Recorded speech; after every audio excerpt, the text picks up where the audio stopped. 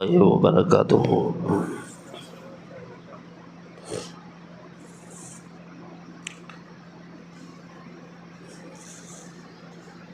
الحمد للہ رب العالمین والعاقبۃ للمتقین والصلاة والسلام علی اشرف الانبیاء والمرسلین وعلی آلہ واصحابہ اجمعین وعلى من تبعهم بإحسان إلى يوم الدين، أما بعد۔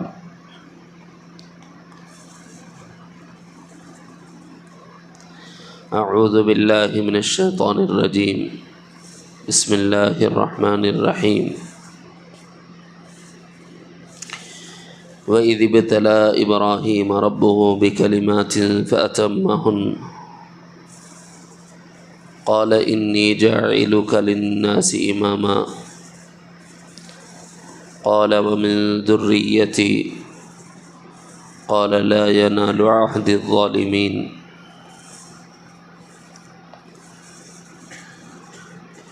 وقال تبارك وتعالى ولكل أمة جعلنا منسكا ليذكروا اسم الله على ما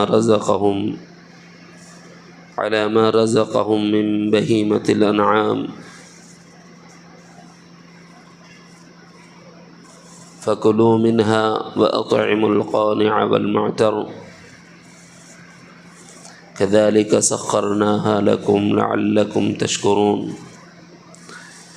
لن ينال الله لحومها ولا دماؤها ولكن يناله التقوى منكم كذلك سخرها لكم لتكبروا الله على ما هداكم وبشر المحسنين۔ صدق اللہ العظیم۔ برادران اسلام، دختران ملت، آج کی مجلس میں ترتیب وار موضوعات سے ہٹ کر عید الاضحیٰ کے پیش نظر کچھ اعتراضات معترضین کے ذہن میں رکھتے ہوئے ان کے جوابات،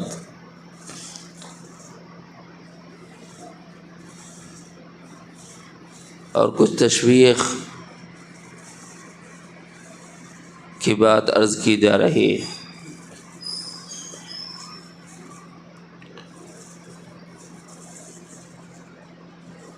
حق تعالی جل جلالہ عم نوالہ کا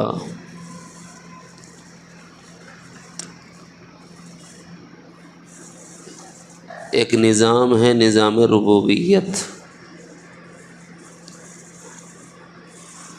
یہ اتنا وسیع ہے کہ ہم تصور بھی نہیں کر سکتے کہ اللہ تعالیٰ کیسے ربوبیت کا نظام چلا رہے ہیں۔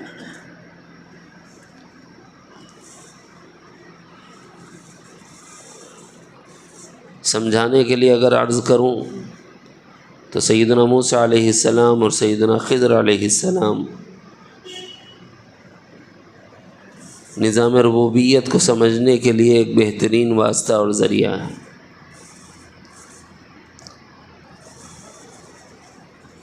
سورہ کہف میں پارہ 16 میں نظام ربوبیت کو بتایا سیدنا خضر نے سیدنا موسیٰ علیہ السلام کو۔ واقعہ آپ کو یاد ہے، ورنہ میں اپنے موضوع سے ہٹ جاؤں گا، صرف اشارہ دے رہا ہوں۔ اگر کسی کو تفصیل پڑھنا ہے تو وہاں پڑھ لے، پارہ 15 کا آخری صفحہ اور پارہ 16۔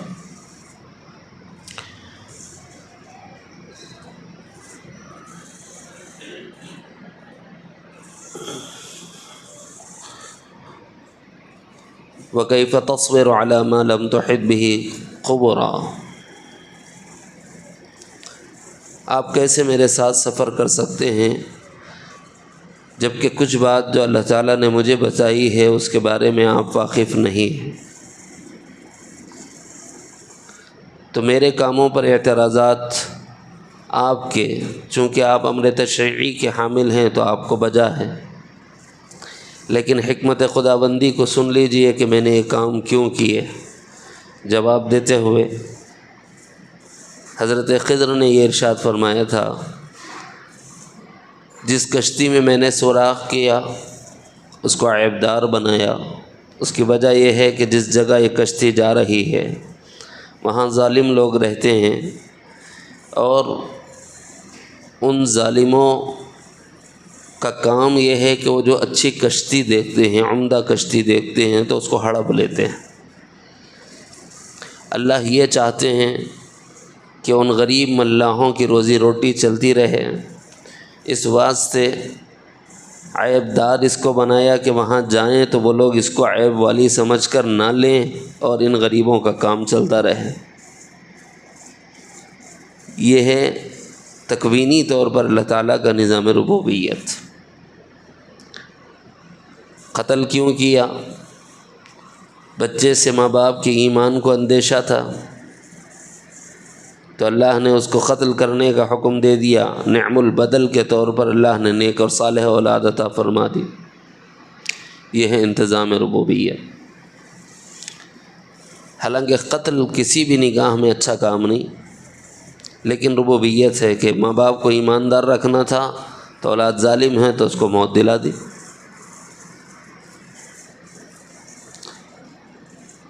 مفسرین نے لکھا ہے کہ اجداد میں، داداؤں میں سے کسی دادا نے جو ایمان والا تھا، اپنی کچھ پونجی اس نے زمین میں دبائی تھی، اللہ اس کے وارثین تک اس کو پہنچانا چاہتے تھے۔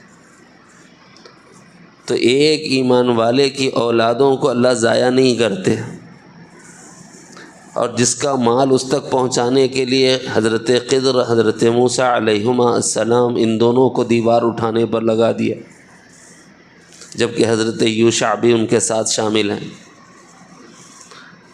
تو پتہ یہ چلا کہ اللہ تعالیٰ کسی کو مال پہنچانا چاہتے ہیں تو یہ مال کا پہنچانا نظام ربوبیت ہے، ورثے کے ذریعے سے، ترکے کے ذریعے سے وارثین حقیقی تک مال کو پہنچانا، یہ کون کر رہا ہے؟ اللہ۔ تو اس نظام ربوبیت کو سمجھیں کہ اللہ تعالیٰ کیسے اپنے انتظامات دنیا کے چلاتے ہیں۔ ایسا انتظام و انصرام ان کا ہے کہ اس کائنات کے چلانے میں 1 انچ آگے پیچھے نہیں ہو سکتا، 1 انچ۔ مثلاً آپ کا کیا گمان ہے، زمین میں جب زلزلہ آتا ہے، ارتھ کوئک جس کو کہتے ہیں، زمین میں جب زلزلہ آتا ہے کیا بہت بڑا دراڑ پڑ جاتا کیا؟ صرف 6 ڈگری جنبش ہوتی ہے پتھروں میں، نیچے زمین میں 7 degree 8 degree 6 degree 7 degree 8 degree, اتنا ہی ہے، اس سے زیادہ نہیں ہے۔ اتنی ہی جنبش سے زلزلے آتے ہیں اور عمارتوں کی عمارتیں منہدم ہو جاتی، یہ سائنس کہتی ہے۔ تو اللہ فرما رہے 1 انچ بھی اگر ہٹ گئے نا تو نظام زمین کا باقی رہ سکتا ہے، جبکہ صرف 6 ڈگری سے نظام پورا بگڑ رہا ہے،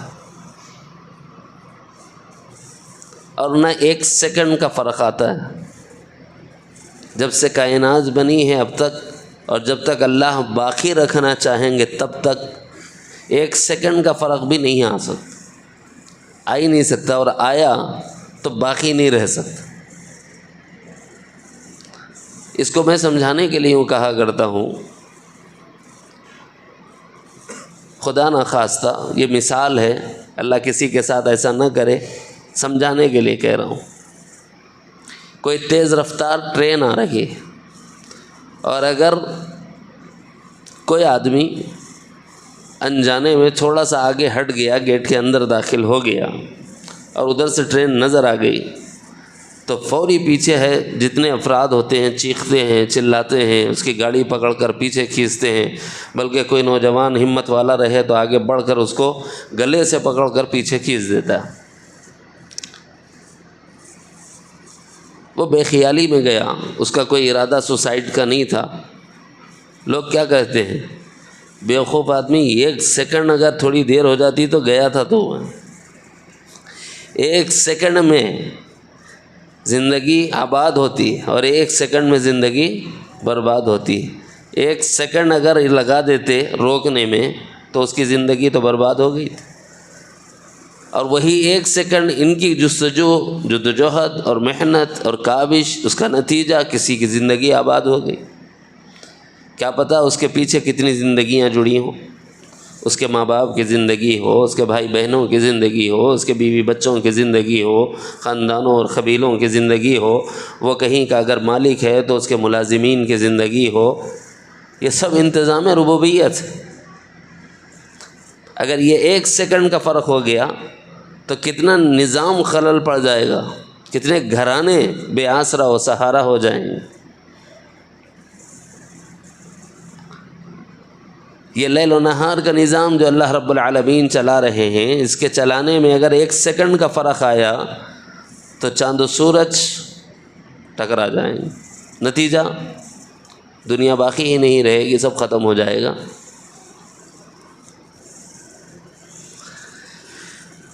اس کو کہتے ہیں انتظام ربوبیت۔ اسی انتظام ربوبیت کا ایک حصہ قربانی ہے۔ لوگ پوچھتے نا کیا فائدہ ہوتا، جاہلوں کیا معلوم۔ میں تو ان کو یہ بولتا ہوں کہ یہ دنیا کے سب سے بدترین احمق لوگ ہیں جو یہ سوال کرتے ہیں نا کیا فائدہ قربان۔ یاد رکھنا شریعت مطہرہ کے کسی حکم کے بارے میں اس کی حکمت، اس کا منشا، یہ ہم جاننے کا حق نہیں رکھتے، لیکن کوئی کام اللہ کا عبث نہیں ہوتا، اس کے پیچھے تلاش کرنے والوں کو حکمتیں مل جاتی ہیں۔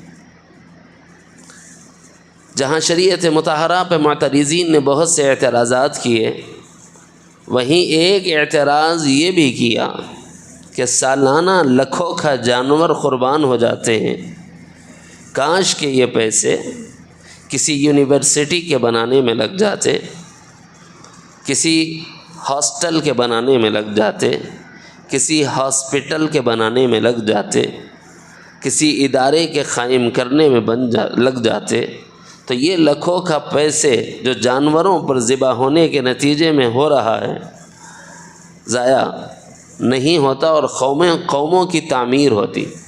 صور ظاہر میں ایک ایسی بات ہے کہ سب کو بھلی لگتی ہے، سب کو اچھی دکھتی ہے۔ کیوں؟ ارے بھائی اس میں جانور کی بھی قربانی نہیں ہو رہی ہے اور پیسے بھی بچ جا رہے ہیں، اور اسی پیسے سے کسی قوم کا بچہ پڑھ لیا تو اس کا بھی فائدہ ہو جا رہا۔ اللہ کے کسی کام میں اعتراض کرتے ہوئے آدمی یہ نہیں سوچتا کہ میرا ایمان گیا، حالانکہ یہاں ایمان ریب فی الاحکام کی وجہ سے جا چکا ہے، اور اس میں امت مسلمہ کا بڑا طبقہ، ایجوکیٹڈ طبقہ مبتلا ہو گیا، اور اس فتنے کو فتنہ ایمان نہیں سمجھ رہا۔ احکام شریعت پر اعتراض کرنے کو اپنا حق سمجھنے لگ گیا ہے۔ سب سے پہلی بات یہ کہ اعتراض کا حق اس لیے نہیں ہے کہ یہ اللہ کا حکم ہے، حکم خدا کو پورا کرنے کے لیے تم کو یہ حق نہیں ہے کہ تم اللہ سے پوچھو ایسا کیوں۔ وہ یہ کہے گا میں نے پیدا کیا، میں نے کہا کرو تو کرنا ہے، اس کا جواب یہی۔ تم کون ہوتے ہو پوچھنے والے؟ اگر میں نے جانور کو قربان کرنے کا حکم دیا تو جانور میرا، مرضی میری ہے نا۔ جیسے ہمارے جانور کے بارے میں ہم کہتے ہیں میری مرضی، تو یہ جانور جس کو پیدا کرنے والا اللہ ہے وہ یہ کہہ رہا ہے کہ میرے نام پر اس کو ذبح کرو، تو تمہیں کیا حق ہے کہ اس پر اعتراض کرو؟ یہی چھٹی ہو گئی پہلے جواب میں۔ لیکن کیا کریں کہ ہم لوگ نقل سے کم عقل سے زیادہ کام لیتے ہیں اور اپنی عقل کو غالب رکھتے ہیں، نصوص کو پیچھے چھوڑ دیتے ہیں۔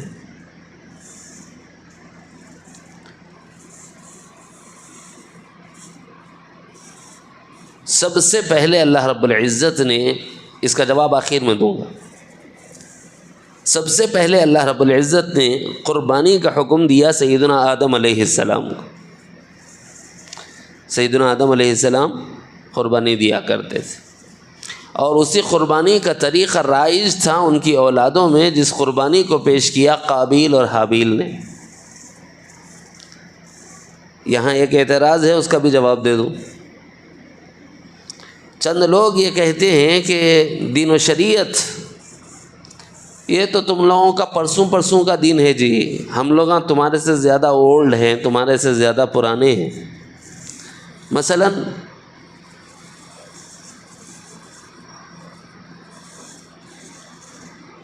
جتنے غیر مسلم لوگ ہیں وہ مسلمانوں کو یہ کہتے ہیں کہ تمہارا دین، تمہارا مذہب پروفٹ محمد کے آنے کے بعد سے شروع ہوا، اس سے پہلے سے ہم لوگ ہیں، اس واسطے گھر واپسی کرو بولتے، اپنے گھر کو آ جاؤ بولتے۔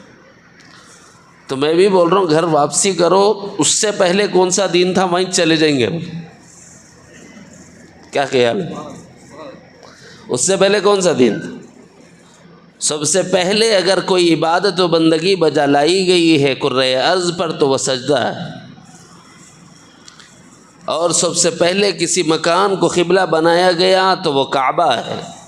ان اول بیت وضع للناس للذی ببکۃ مبارکہ وہدی للعالمین۔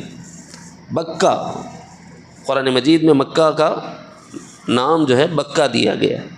بکہ کہتے ہیں، اچھا معنویت ہی جاری ہے، کیونکہ اللہ تعالیٰ کو معلوم ہے کہ ان لوگوں میں دونوں قسم کے لوگ ہیں، اس واسطے ان کو ایسے ہی سمجھانا پڑے گا۔ لکل عز عزیز و ذل ذلیل، یہ مکہ مکرمہ وہ شہر ہے کہ عزت سے آؤ تو عزت دے دی جائے گی۔ ابو قحافہ کے بیٹے آئے، عزت دے دی، اللہ نے صدیق اکبر کہلائے۔ عزت سے آئے تو اللہ نے عزت دے دی۔ خطاب کے بیٹے آئے، عزت سے آئے، اللہ نے عزت دے دی، فاروق اعظم کہلائے۔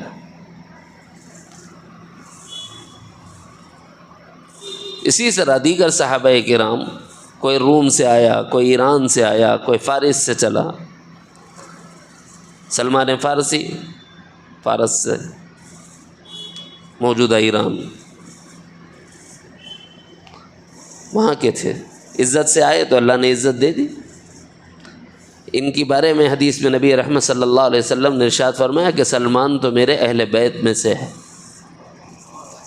غالباً یہ واحد صحابی ہیں جن کا تذکرہ اس طرح ملتا ہے کہ حضور نے فرمایا کہ سلمان تو میرے اہل بیت میں سے ہے۔ حضرت سیدنا سلمان فارسی رضی اللہ عنہ کے مناقب میں لکھا ہے۔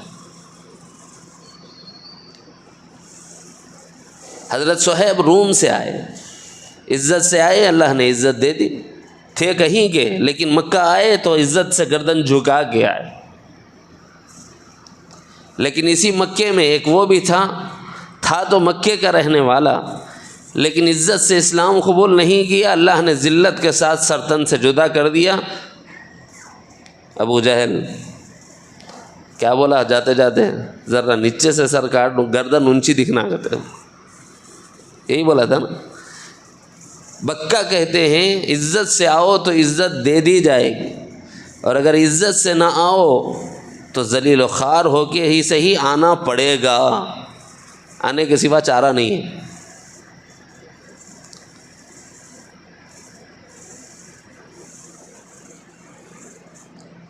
نبی رحمت صلی اللہ علیہ وسلم نے اس مکہ مکرمہ کے بارے میں فرمایا کہ یہ مکہ عزت والا شہر ہے، یہاں ایمان والوں کو اللہ تعالیٰ نے عزتیں عطا فرمائی، اس کی بہت سی عظمتیں ہیں۔ موضوع دوسری طرف جائے گا، اس لیے اصل پر آتا ہوں۔ للذی ببکہ، سب سے پہلا گھر کون سا؟ بیت اللہ۔ عزت لینے کا طریقہ عاجزی سے جھک کے آنا، اسلام قبول کر لے۔ اکڑ کے جائیں گے تو کیا ہوں گا؟ ایسی بہت سی اکڑی ہوئی گردنیں مروڑ دی گئی، توڑ دی گئی۔ اس لیے سارے عالم سے کہتے ہیں کہ پہلا دین آدم کا ہے، آ جاؤ گھر واپسی کر لو، عزت مل جائے گی، ورنہ ہر کچے پکے مکان میں دین داخل ہوگا اور ذلیل و خوار ہو کے اسلام میں آنا پڑے گا۔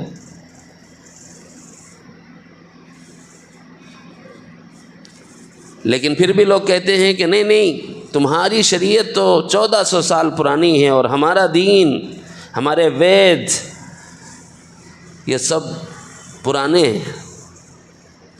ہم کہتے ہیں کہ بھائی دین سب سے پرانا آدم کا لایا ہوا دین، سجدہ کی عبادت کرنے والے آدم۔ یہ مندروں کے گرد چکر لگاتے ہو کس نیت سے کہ یہ عبادت ہے؟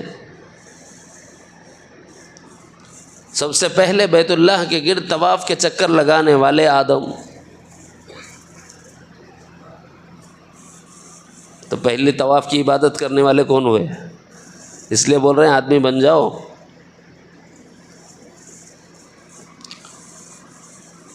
سب سے پہلے اللہ سے دعا کرنے والے کون؟ دعا عبادت ہے نا، بلکہ عبادتوں کا مغز ہے۔ تو عبادت دعا والی عبادت کرنے والے کون؟ ربنا ظلمنا انفسنا وان لم تغفر لنا وترحمنا لنکونن من الخاسرین۔ دعا کی عبادت کرنے والے آدم۔ عبادتوں میں ایک عبادت مالیہ اس وقت میں ہوتی تھی، وہ تھی قربانی، اور یہ آدم دیا کرتے تھے، اور اسی کو رائج رکھا گیا ان کی نسلوں میں، ان کی اولادوں میں۔ سیدنا آدم علیہ السلام کے دو بیٹے تھے، قابیل اور حابیل، سب کو قصہ معلوم ہے۔ یہ پٹیوں کا چکر ہی جیسا رہتا، ہمیشہ لڑائیاں چھوتے رہتے۔ پہلی لڑائی بھی وہیں سے چھوئی سے، جو پٹیوں کے چکروں میں گیا قتل تک بات جاتی۔ اس لیے بھائیو، عزت سے ماں باپ کے پاس جاؤ، نوجوانوں، ان کی فہمائش کے مطابق یا ان کی خواہش کے مطابق، ان کی پسند کے مطابق اپنے آپ کو حوالے کر دو، اللہ تعالیٰ سکون عطا فرمائیں گے زندگیوں میں۔ اپنی خواہشات کے لیے بچیوں کے پیچھے جاؤ گے تو نظام کہاں تک جاتا ہے؟ جب بھی بچی کے لیے ہی قتل ہوا تھا، اب بھی بچیوں کے لیے ہی بہت سے قتل ہو رہے۔ یہ سبق کا حصہ ہے کہ یہ افراط و تفریط میں نہیں پڑنا ہے، اعتدال کے روش پر چلنا ہے، شریعت مطہرہ کے حدود کو پامال نہیں کرنا ہے۔ تو قابیل و حابیل کے درمیان جو مناقشہ ہوا تھا، اس کی وجہ تھی نکاح کے لیے لڑکی کا انتخاب۔ آدم نے کہا قابیل سے، اس وقت اللہ تعالیٰ کا نظام یہ تھا کہ ایک وقت میں ایک لڑکا اور ایک لڑکی پیدا ہوتے، اور دوسری مرتبہ میں ایک لڑکا ایک لڑکی پیدا ہوتے۔ تو اللہ تعالیٰ نے یہ نظام بنایا کہ پہلی مرتبہ کا لڑکا دوسری مرتبہ کی لڑکی، اور دوسری مرتبہ کا لڑکا پہلی مرتبہ کی لڑکی، اس طرح ایک دوسرے سے نکاح کیا جائے۔ اللہ کے حکم کے مطابق سیدنا آدم نے کہا کہ بیٹے یہ طریقہ ہے، اس طرح کر لو۔ انہوں نے کہا کہ نہیں، میرے ساتھ جو پیدا ہوئی نا، میں اس سے ایج کرتا ہوں۔ لوگ ہمارے کو بول رہے ہیں کزنس سے شادی کرتے بول کے، کزنس تو XYZ ہو گئے، کزنس XYZ ہو گئے۔ انہیں بہن کی بچی کچھ کر لے گیا تھا، اور بولتا ہے کہ وہ تو مسلمانوں میں جو ہے نا آپس میں رشتہ داروں میں شادیاں کر لینے کا ہے وہ۔ ارے بھائی کے رشتہ دار ہیں، سسرال والے ہیں، پرائے ہو گئے نا۔ اس کے بعد اگر رشتہ ہو رہا ہے، بھائی نے اپنے بچے کے بارے میں سوچا کہ میں کس سے کروں، تو بہن کے بچے کے بارے میں، بھائی اپنے بچے کو بہن کے بچے سے جوڑ رہا تو یہ گناہ ہو گیا، اور یہاں پر بھائی بہن کی بچی کو کر لے رہا تو گناہ نہیں۔ یہ ہوتا ہے، ماموں سے بھانجی کی شادی جائز ہے اس مذہب میں جو کہہ رہے ہیں کہ گھر واپسی کرو، ہم بول رہے ہیں گھر واپسی کرو ورنہ قتل ہو جائے گا۔ پھر یہ ہے اعتراضات جو درمیان میں بہت سے ہیں، ایک دو نہیں ہیں۔ جو علماء ہیں وہ جانتے ہیں کہ کتنی نزاکتیں ہیں اس کے اندرون میں۔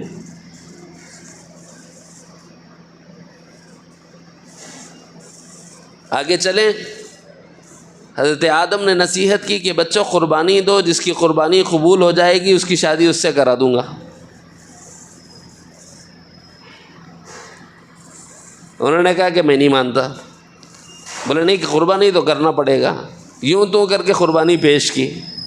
جب قربانی پیش کی تو اللہ تعالیٰ نے ایک کی قربانی قبول کر لی اور دوسرے کی قربانی قبول نہیں ہوئی. تو جس کی قربانی قبول نہیں ہوئی اس نے دست درازی کی اس پر جس کی قربانی قبول ہو گئی تھی. اور یہ سنت آج تک چلی آ رہی ہے. جو قربانیاں کرتے ہیں ان پر دست درازیاں جب سے ہوتی ہوئی آئی ہیں، ابھی بھی ہو رہی ہیں. سمجھ رہے؟ کچھ اشارات آپ کاش کا سمجھیں. کیا کریں گے وہ؟ دیکھو بھائی، آج آپ قربانی کرنا چاہ رہے ہیں تو آپ سے لڑنے آ رہے ہیں کہ نہیں آ رہے ہیں؟ لڑنے آ رہے ہیں نا.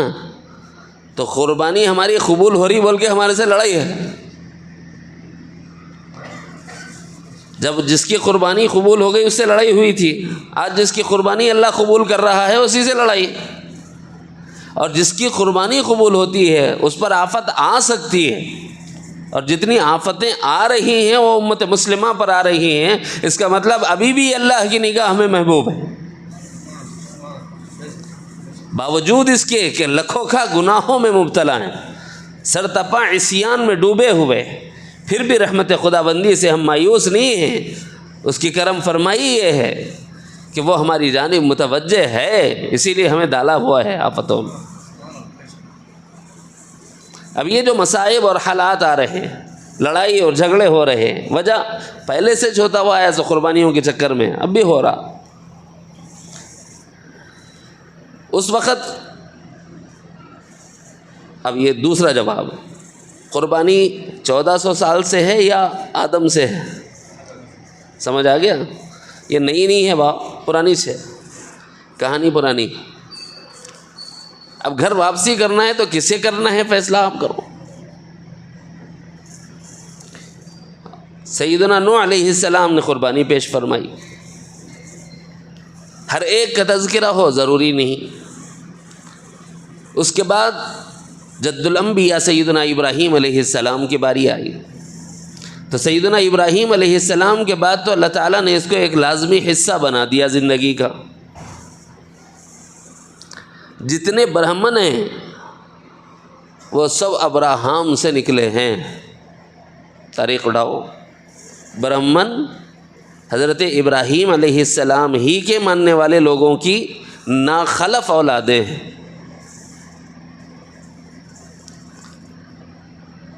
برہمن جتنے ہیں براہیمی سے ہے. تاریخ اٹھا لیجیے آپ. وہاں ان کا وجود ہوا ہے، اس سے پہلے ان کا وجود نہیں تھا. سیدنا ابراہیم علیہ السلام کی فرمانبردار اولادیں بھی تھیں اور نافرمان بھی. اسی لیے جو آیت مبارکہ میں نے پڑھی ہے اس میں اللہ تعالیٰ نے جو بات ارشاد فرمائی ہے وہ یہ ہے، وَلِكُلِّ أُمَّةٍ جَعَلْنَا مَنْسَكًا، ہر امت کے لیے ہم نے قربانی رکھی. اس سے جواب یہ مل گیا کہ قربانی نئی چیز نہیں ہے، بہت پرانی ہے. ہاں، ہمیں ایک طریقہ بتایا گیا، یہ ڈھنگ سلیقہ بتایا گیا. یہ ڈھنگ اور سلیقہ جو سکھایا وہ سیدنا محمد الرسول اللہ صلی اللہ علیہ وسلم نے سکھایا. کیا کیا فرق آئے ہوں گے نہیں معلوم، البتہ ایک نشانی بتا دیتا ہوں. پہلے یہ ہوتا تھا کہ قربانی کو پہاڑ پر رکھ دیا جاتا تھا، اسے آگ کھا لیتی تھی. اب آگ نہیں کھاتی، ہماری پیٹ کی آگ کھا لیتی ہے. اور اللہ کے نبی نے اجازت دی ہے اور خود قرآن نے اجازت دی ہے، فَكُلُوا مِنْهَا، جو قربانیاں تم کرتے ہو اس میں سے تم بھی کھاؤ. خدا کہہ رہا ہے کھاؤ تو ہم کھاتے ہیں. پہلے کیا حکم تھا؟ قربانی دو. اب کیا حکم ہے؟ قربانی بھی دو اور قربانی کرنے کے بعد تم بھی اس میں سے کھاؤ، تمہارے لیے حلال ہے، جائز. تو ہر امت میں قربانی رہی، یہ نئی بات نہیں ہے. تو عبادت کب سے ہوگی؟ سیدنا آدم علیہ السلام سے.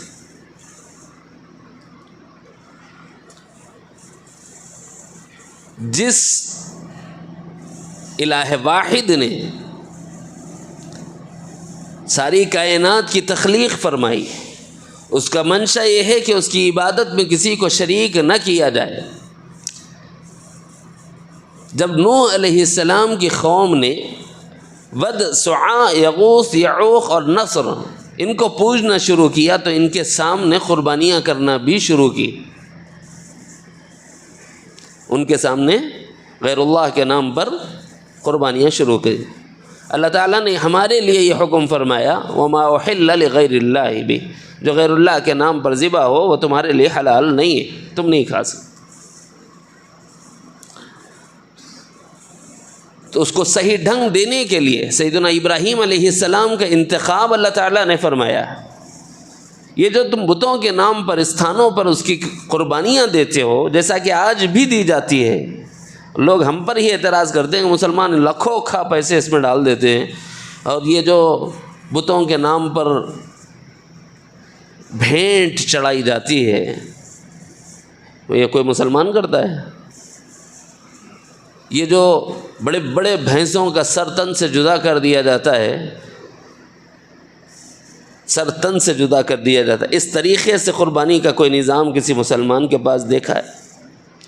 ایک بڑا ہتھوڑا جس کو ہم گھن کہتے ہیں، جو دیواروں کے گرانے اور چھتوں کو توڑنے کے لیے استعمال ہوتا ہے، اس کے ذریعے سے بھینسے کے پیشانی پر مار کر اس کو ختم کر دیا جاتا ہے، اس کو ہلاک کیا جاتا ہے۔ اس طرح قربانی دی جاتی ہے۔ کیا بھائی مسلمان کو ایسا دیتا ہے؟ تو اس کا مطلب یہ ہوا کہ قربانی آج بھی ہو رہی ہے، طریقے الگ ہیں ذبح کے۔ کوئی تو سر تن سے جدا کر کے قربانی دے رہا ہے، کوئی سر پہ مار کر ہتھوڑے سے قربانی دے رہا ہے، کوئی گرم سلاخوں کو جانور کے جسم میں پیوست کر کے اس کو ہلاک کر رہا ہے اور اس طرح قربانی دے رہا ہے، اور کوئی قربانی دینے کے لیے جانور کو گولی مار رہا ہے۔ اس طرح قربانیاں دی جا رہی ہیں۔ یہ بھائی کوئی مسلمانوں میں سے کوئی اس طریقے میں سے قربانی دیتا ہے؟ مسلمان تو نہیں دیتے۔ تو اس طریقے سے جو دے رہے ہیں وہ کون لوگ ہیں؟ تو اس سے پتہ یہ چلا وَلِكُلِّ أُمَّةٍ جَعَلْنَا مَنْسَكًا، امتوں میں اللہ نے ہر امت میں قربانی رکھی ہے۔ یہود بھی قربانی دیتے نہیں دیتے؟ انٹرنیٹ کھولو، اگر آپ اس کے ماہر ہیں، اس میں آج جا کر کے دیکھو کہ اس وقت کئی کھرب ملین بلین ڈالرز لگا کر چند جانوروں کو خرید کر رکھا گیا ہے، وہ اس نیت سے کہ ان کی اسی قربانی کے بعد ان کی معافی ہوگی اور پھر ان کی حکومت آئے گی۔ فلسطین میں مسجد اقصیٰ کے قریب میں یہ اس وقت جانور رکھے ہوئے ہیں اور یہود نے رکھ رکھے۔ یہود میں قربانی ہے، ارے بھائی لمبا قصہ ہے پورا، سب سے بڑا سورہ ویچ نام سے ہے، سورہ بقرہ، ان تذبحوا بقرہ،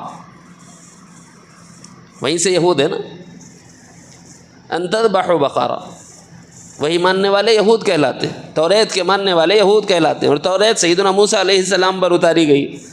مول صاحب ادھر ادھر کی نہیں ہانک رہے ہیں صاحب، پکی بات ہے، دلیل اگر قرآن سے نہ دوں تو پھر جب سوچیں گے کیا کرنا ہے۔ سیدنا آدم کے بیٹوں نے قربانی دی، لڑائی ہوئی، ایک کہتا ہے لئن بسطت الی یدک لتقتلنی ما انا بباسط یدی الیک لاقتلک انی اخاف اللہ رب العالمین، پورا قصہ اس آیت میں۔ سیدنا موسیٰ کو قربانی کا حکم تھا، ہاں تھا، کہاں ہے سورہ بقرہ میں، ان تذبحوا بقرہ، ذبح کرو جانور کو۔ وہی جانور ہے جس کا نام لیے تو اس وقت پولیس پکڑ لگ جاتی، پھر 2 دن کے بعد قربانی کرنا ہے بھائی۔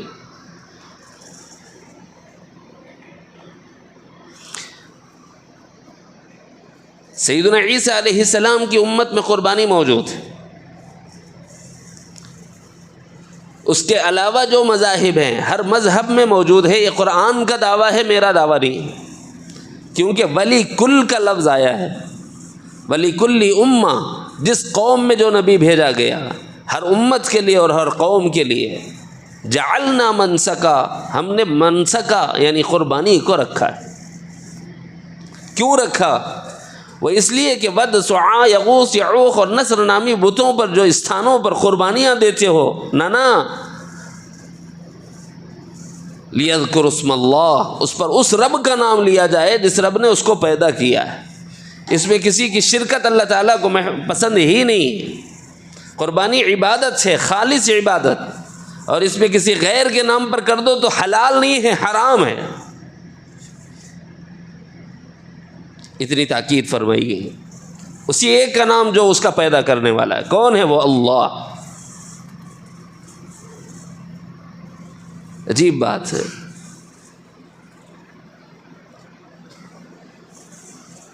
العاقل تکفیہ الاشارہ۔ امت مسلمہ میں بھی بہت سے لوگ نادانی میں پتہ نہیں کہاں کہاں اور کن کن کے ناموں پر قربانیاں دیتے ہیں۔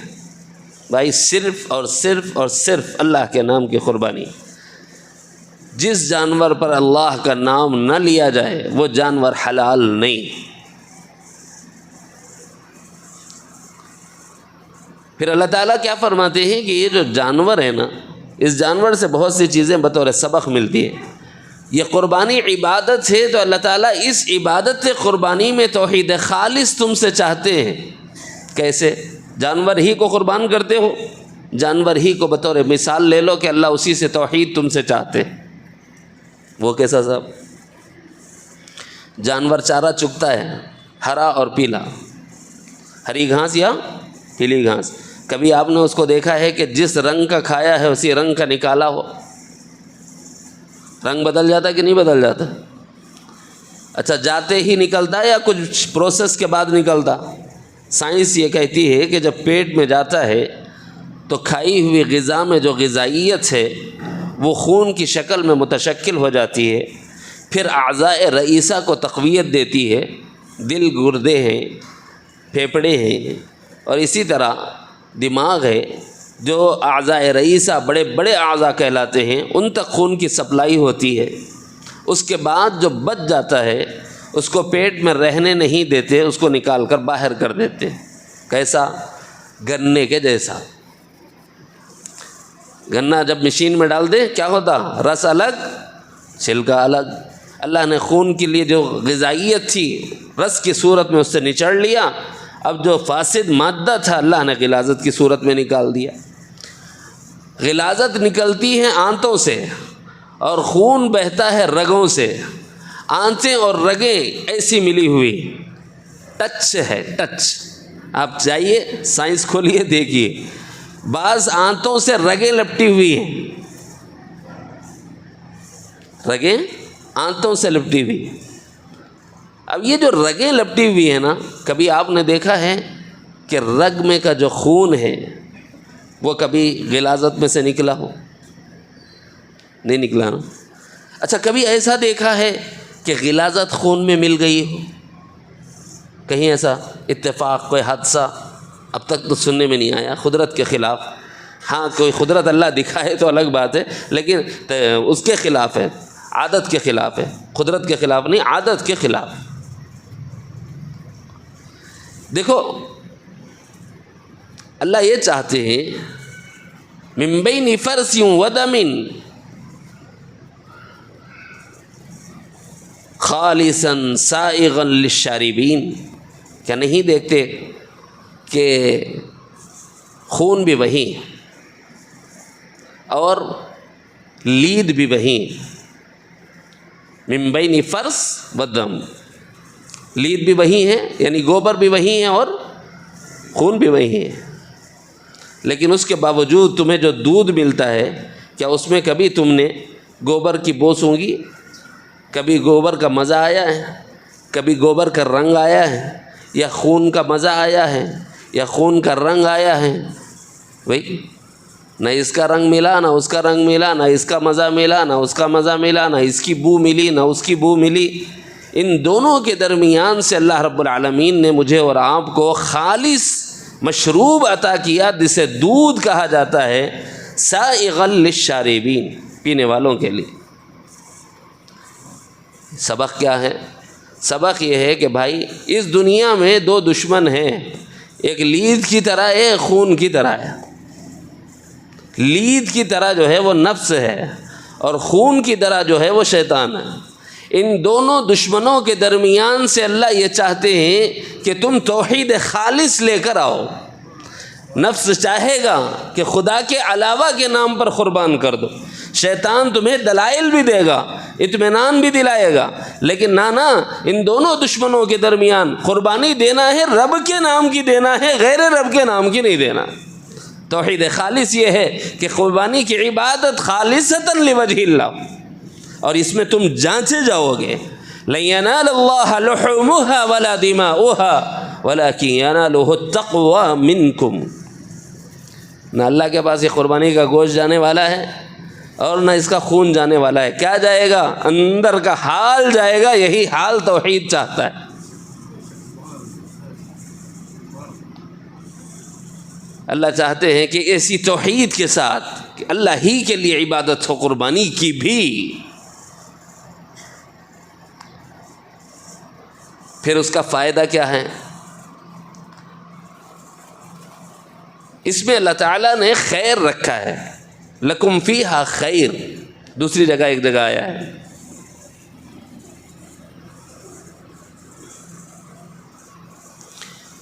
یہ جو قربانیاں ہیں اس میں تمہارے لیے خیر ہے. ارے بھائی ہمارے لیے کیا خیر ہے؟ پیسے جا رہے ہیں، ایک حصہ 4,000 5,000.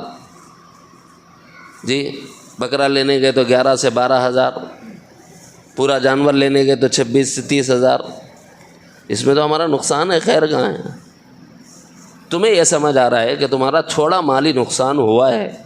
وہ جس کا مال ہے نا وہ یہ چاہتا ہے کہ وہاں لگے. اگر آپ نے اپنے بیٹے کو 1,000 روپے دیے، یہ بولے کہ بیٹے اس سے ذرا باہر سے سودا خرید لے کے آ، انہیں بولا میں یہ سودا خریدنے گیا تو یہ دکان والے کا فائدہ، میرا کیا فائدہ؟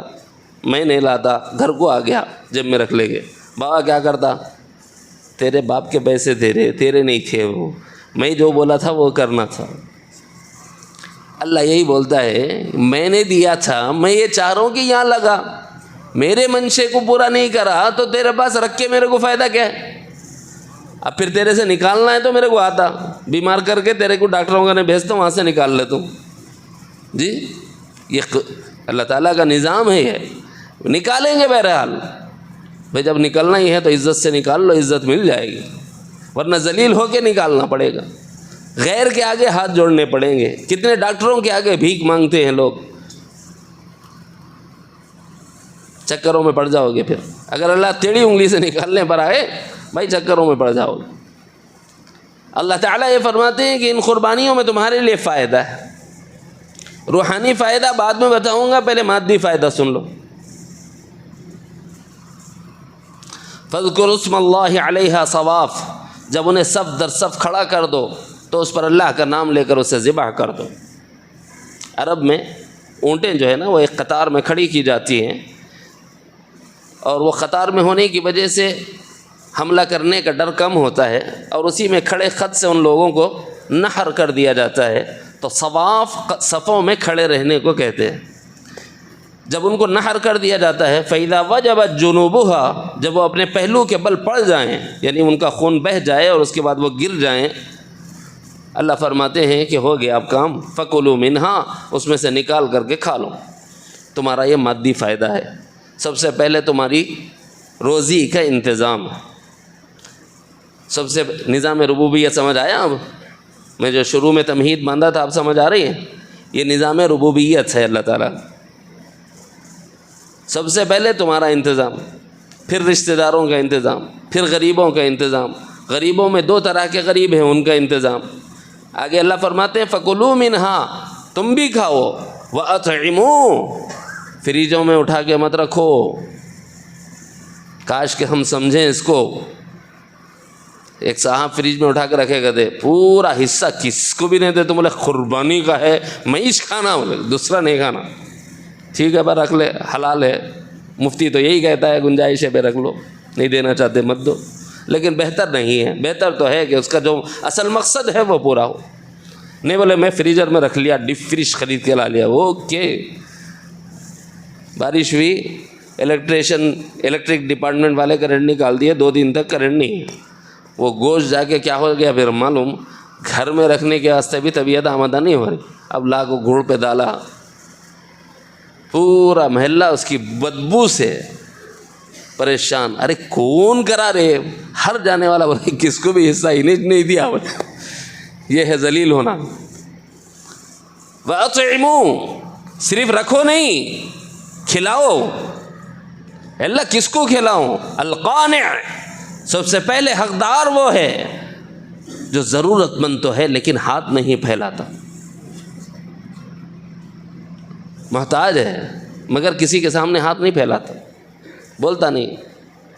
اس کی آمدنی اتنی ہے، 1000 10,000 کے اندر بھائی اس میں لائٹ کا گھر کا کرایہ بھی نکالو، لائٹ کا بل بھی نکالو، نل کا بل بھی نکالو، جناب والا دودھ کے پیسے بھی نکالو، بچے بیمار ہو جائیں تو دوا کے پیسے بھی نکالو، پھر صادر کے پیسے بھی نکالو، اب گوشت خریدنے پیسے کہاں بیچارے کا؟ گوشت چھوڑو، کسی خواہش کی طرف سوچ بھی نہیں سکتا، حالانکہ وہ خواہش جائز ہوگی لیکن نہیں سوچ سکتا، کیوں؟ حالات نہیں ہیں۔ لیکن اللہ تعالیٰ بعضوں کو ایسا غیور بناتے ہیں، بھوکے رہ جائیں گے لیکن کسی کے سامنے ہاتھ نہیں پھیلائے۔ اللہ فرماتے ہیں پہلا حقدار یہ ہے القانع، وہ جس کے پاس مال تو ہے لیکن اس کی ضرورت کو کفایت نہیں کرتا، اور وہ حیا کی وجہ سے سوال نہیں کرتا، لہذا اس کو پہلے کھلاؤ، نہیں معلوم ڈھونڈو، ہو سکتا تمہارا بھائی ہی ہو سکتا تمہاری بہن ہی ہو، خالہ خالو ہوں، ماموں ممانی ہوں، پھوپھا پھوپھی ہوں، تایا تائی ہوں، چچا چچی ہوں، قریبی رشتہ دار ہوں، اور حیا کی وجہ سے تمہارے سامنے نہ آتے ہوں، قربانی کا حصہ بول کے دے دو، خوشی سے لے لیتے اور اس کو کوئی خیرات نہیں سمجھتے۔ کیا نظام ربوبیت ہے اللہ کا۔ والمعتر، ایک تو حیا کی وجہ سے نہیں مانگتا لیکن ہر ایک حیا والا نہیں ہوتا، کچھ بھوک کی شدت اور افلاس کی وجہ سے بے قرار ہو کے تڑپ جاتے ہیں اور مانگ بھی لیتے ہیں کہ بھائی ہمیں اللہ کے نام پہ کھلا ہی دو، تو بے قرار ہو کے مانگنے والے اس کو بھی کھلاؤ۔ فَكُلُوا مِنْهَا، خود کھاؤ، وَأَطْعِمُوا، اور کھلاؤ کس کو؟ القانع، وہ جو حیا کی وجہ سے نہ مانگے اس کو بھی، والمعتر، اور جو بے قرار ہو کے تڑپ کر مانگ لے اسے بھی۔ اور یہ کھلانے کے واسطے كَذَلِكَ سَخَّرَهَا لَكُمْ، یہ جو جانور تم قربان کر سکے نا، تمہارے بس میں نہیں تھا اس کو لٹا لینا، تمہارے بس میں تھا؟ ڈال کے دکھاؤ، بتاتا میرے کو یہی جل کوثر کی زمین پہ اگر میں قسم کھاؤں تو آنے سے نہیں ہوگا۔ عبد الرحیم ایک نو مسلم صاحب تھے جن کو حضرت شاہ کمال الرحمن صاحب نور اللہ مرقدہ نے، یہ بڑی زمین تھی، اس میں کھیتی باڑی ہوتی تھی جامعہ الکوثر کی، تو عبد الرحیم صاحب وہ ناگر چلایا کرتے تھے۔ عبد النعیم اور عبد الرحیم دو بھائی تھے، یہاں پر نو مسلم تھے، تو وہ ہل چرا رہے تھے، جوڑی کے بیلہ رہتے نا، بس جوڑی کے بیل کو ایک مرتبہ میں نے ہکالنے کے لیے چھڑی لگا دی، کوڑے سے ایک بیل کو میں نے مار دیا، دوسرے بیل نے جو مجھے اٹھا کے یہاں سے سنگ سے پٹکا، تو یہاں پر 2 جھاڑ تھے، یہاں بیچ میں ناریل کا جھاڑ، ادھر بازو میں جو ہے نا آپ کے بوڑی کے بالکل پیچھے ایک وہ کرکٹ کے واسطے بال بناتے نہیں پھلی کا جھاڑ، اس کے بازو املی کا جھاڑ تھا، جو پرانے لوگ ہیں پہچان لیے ہوں گے، وہ جا کے گرا تھا میں۔ بھائی ہم بیلوں کو قابو نہیں کر سکتے، مارنے سے بھی قابو میں نہیں آ سکتے، بڑے طاقتور ہوتے ہیں، لیکن کیا قربانی کے لیے اللہ تعالیٰ نے تمہارے لیے اس کو مسخر نہیں کیا؟ اتنے بڑے قوی جانور کو تمہارے لیے اللہ نے مسخر کر دیا، اور اس کو قابو کر کے اس کو قربان کرنے کا اللہ نے تم کو ملکہ اور حوصلہ اور اس عقل شعور عطا فرمایا، تو کیا رب کا شکر واجب نہیں ہے ہم پر اس کے اس انتظام ربوبیت پر؟ اونٹ، کیا ہم اس کو نہر کر سکتے ہیں؟ خالی اوپر سے منڈی سے یوں پکڑ لیا نا، بھیجا نکال دیتا ہوں، آنکھوں سے دیکھے تو مناظر ہیں، جب قربانی کرنے جاتے ہیں اور ذرا سا مس ہو گیا، صحیح نہر نہیں ہوا، ہنسلی کی ہڈی میں نہیں گیا، دل تک اگر نہیں پہنچا ہتھیار، تو نتیجہ یہ ہوتا ہے کہ وہ چھوٹے سے چرپٹے پر اتنا آگ بگولا ہوتا ہے کہ کاٹنے کے لیے آنے والے کا بھیجا پکڑ لیتا ہے، اوپر سے سر الگ۔ اتنے دیو ہیکل بڑے جانور کو، جس کی خود اللہ نے قرآن مجید میں مثال بیان فرمائی کہ اس کی تخلیق پہ غور نہیں کرتے کہ کیسا اللہ نے یہ جانور پیدا کیا۔ افلا ينظرون الى الابل كيف خلقت، یہ اللہ تعالیٰ کی قدرت کی نشانیوں میں سے، اتنے بڑے جانور کو نہر کر رہا بندہ اور کھا رہا ہے بڑے مزے سے کباباں ڈال کے۔ تو یہ جو کیا ہے کس نے کیا؟ كذلك سخرها لكم، اس کو تمہارے لیے مسخر کیا اللہ نے کیا، لہذا حق بنتا ہے لتکبر اللہ، اللہ کی بڑائی بیان کرو تاکہ تم شکر گزار بنو، لعلکم تشکرون۔ اس قربانی میں جو بات میں بتانا چاہتا تھا، طریقے کے اعتبار سے تو ہر قوم اور ہر قبیلے میں اللہ تعالیٰ نے اس سنت اور اس طریقے کو رائج رکھا، لیکن ایک خاص نظام کے ساتھ قربانی چلی آئی سیدنا ابراہیم علیہ السلام کے ساتھ۔ وَإِذِ ابْتَلَىٰ إِبْرَاهِيمَ رَبُّهُ بِكَلِمَاتٍ، اللہ تعالیٰ نے چند باتوں میں سیدنا ابراہیم خلیل کی آزمائش فرمائی۔ پہلا ہی جملہ، اس میں پہلا سبق، جو بندہ اللہ کا جتنا قریب ہے وہ سمجھ لے کہ وہ آزمائش میں ہے۔ جس کو آزمائش ہے وہ سمجھ لے کہ اللہ میرے قریب ہے۔ سلوک کیا ہے؟ اللہ کی معیت کا شعور مل جانا۔ اللہ کہاں ہے؟ ایک تو علمی بات ہے، فَأَيْنَمَا تُوَلُّوا فَثَمَّ وَجْهُ اللَّهِ، کرۂ ارض میں جہاں دیکھو اللہ نظر آ ہی جائے گا۔ کوئی خاص علامت، کوئی خاص نشانی، کوئی خاص پہچان؟ بیمار کو دیکھ لو اللہ اس کے پاس ہے، بھوکے کو دیکھ لو اللہ اس کے پاس۔ حدیث شریف میں ہے، پیارے آقا مدنی کریم صلی اللہ علیہ وسلم نے ارشاد فرمایا کہ قیامت کا میدان ہوگا، بندہ لایا جائے گا، حق تعالیٰ پوچھیں گے اس بندے سے، میں بھوکا تھا مجھے کھلایا کیوں نہیں؟ حالانکہ یہاں کھلانے کا حکم دیا تھا، وَأَطْعِمُوا، میں بھوکا تھا تم نے مجھے کھلایا نہیں، میں بیمار تھا تم نے میری مزاج پرسی نہیں کی۔ بندہ کہے گا اے اللہ بیماری تو جسم کو آتی ہے، اے اللہ بھوک تو جسم کو لگتی ہے، آپ کے ذات علی جسم سے منزہ اور لوازم جسم سے سبحان ہے، کیسے آپ کو بھوک لگ سکتی ہے اور کیسے آپ بیمار ہو سکتے ہیں؟ اے اللہ یہ آپ کی شان تو نہیں؟ اللہ کہیں گے کیا فلاں بھوکا تیرے سامنے موجود نہیں تھا؟ تو اگر تو مجھے پانا چاہتا تھا تو میں تو اسی کے پاس تھا۔ تو بھوکے کے پاس کون ہے؟ حدیث کہتی ہے، پیارے آقا کا ارشاد کہتا ہے، اللہ ملے گا بھوکوں کے پاس ملے گا، وَأَطْعِمُوا الْقَانِعَ وَالْمُعْتَرَ، کھلاؤ اللہ ان کے پاس ہے، اللہ ملے گا۔ بیماروں کی تیمارداری کرو، بیمار پرسی کرو، وہاں اللہ ہے۔ اس سے اخذ کرتے ہوئے فرمایا کہ جہاں مشاکل ہیں وہاں اللہ ہے، جہاں مشاکل ہے وہاں اللہ ہے، اور مشکلیں ان کے پاس آتی ہیں جو ان کا ہوتا ہے۔ ایوب کس کے تھے؟ سیدنا ایوب علیہ السلام اللہ کے تھے، صرف ایک بار پوچھتے تھے ایوب کیسا ہے؟ کہتے ہیں کہ ساری بیماری بھول جاتا تھا، حالانکہ ایسی بیماری سیدنا ایوب کو اللہ تعالیٰ نے بطور آزمائش دی تھی کہ ویسی بیماری دوسروں کو نہیں۔ نعم البدل میں کیا دیا وہ بات کی چیزیں ہیں، لیکن میرا موضوع کا حصہ ہے اللہ کہاں ہے؟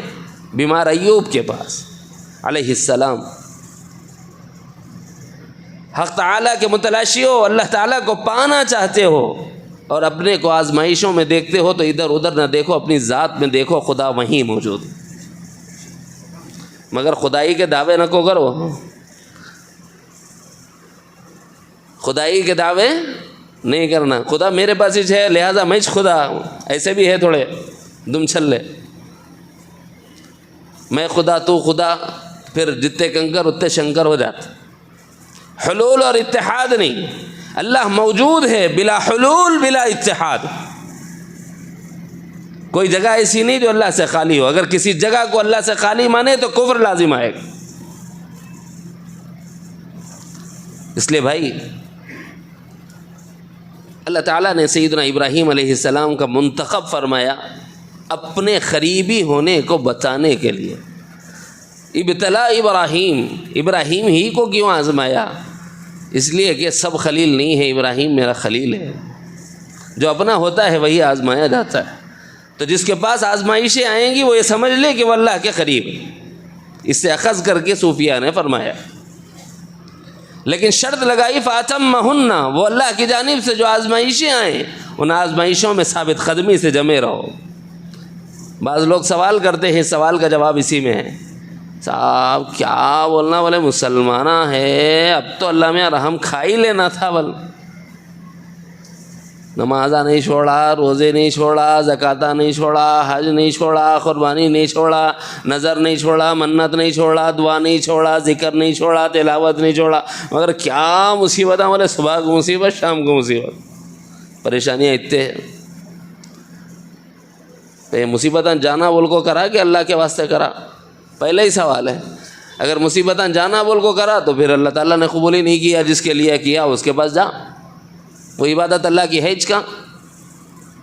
اور اگر اللہ کی کرا تو وہ اللہ یہ کہتا ہے کہ تم آزمائے جاؤ گے، قیامت کا دن ہوگا، میں اچھوں کو اور بروں کو الگ کر دوں گا۔ مجرمین سے کہا جائے گا کہ مجرموں کی جماعت تم علیحدہ ہو جاؤ میرے پاکیزہ لوگوں سے۔ کیوں کہیں گے؟ اس لیے کہ تم یہ آزمائے گئے ہیں، یہ جانچے گئے ہیں، یہ پرکھے گئے ہیں، یہ اپنا امتحان پورا کرائے ہیں، انہوں نے اپنے ایمان کو ثابت کر دیا ہے عملاً، پریکٹیکلی، جیسے ابراہیم کرائے۔ اس امتحان کی آزمائش کے بعد اللہ تعالیٰ کی جانب سے ایک اعلان ہوتا ہے۔ آزمائشوں میں جب تم کھڑے اترو گے، اللہ نے اعلان فرمایا سیدنا ابراہیم کے لیے، جو آزمائشوں کو پورا کر گئے، امتحان میں پاس ہو گئے، انی جاعلک للناس اماما، ابراہیم میں تمہیں امام بناؤں گا لوگوں کا۔ وہ باپ ہی کیا جو اپنی اولاد کے لیے نہ مانگے، وہ باپ ہی کیا جو اپنی اولاد کے لیے نہ مانگے۔